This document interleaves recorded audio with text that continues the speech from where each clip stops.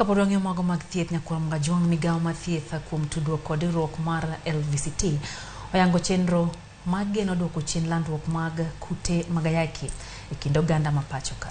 Chenrono biro nywako nonro ewi tiyo kod yedhe mageng'o gamo tuono mong'ere kaka PREP e kind okenge mamoko. Nonro geto rawere ahinya to manyiri kod mine kaunti adek moriwo Kisumu, Nairobi gi Mombasa. Direkta ma kojolo e chenro mar thieth Patrick Amoth olero ni nonro ibiro tim e counties go kaluwore kod landruok mamalo mag kute mag ayaki e counties go. Migao ma thieth osebedo kalero ni landruok kute mag ayaki osebedo kamedre e kind rawere ma Thurka.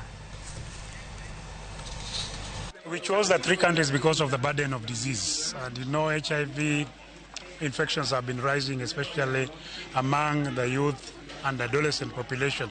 And therefore, we need to do this study to be able to inform us in terms of policy development and also new interventions that we need to put in place to break the cycle of new HIV infections. That is the fundamental of the studies, be able to visualize whether the oral PrEP is what will be preferred or whether they'll be able to prefer the ring.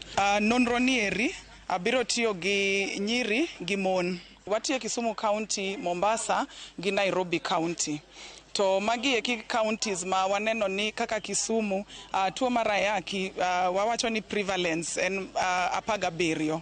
To mano ni malo ahinya king'iyo prevalence mar Kenya. Koro mondo wakony kelo infections go piny, nyaka wakel yedhe moko ma ng'ato nyalo neno ni nyalo konye mondo gigeng' godo tuo mar ayaki. We are going to look at entry of new products, that is the beveling ring, which is still at the stage of the implementation study, and soon thereafter, once the Kabele is introduced is registered by PPB, then we are also going to include it in the study so that we can be able to see the various factors that influence the choice of the prevention methods.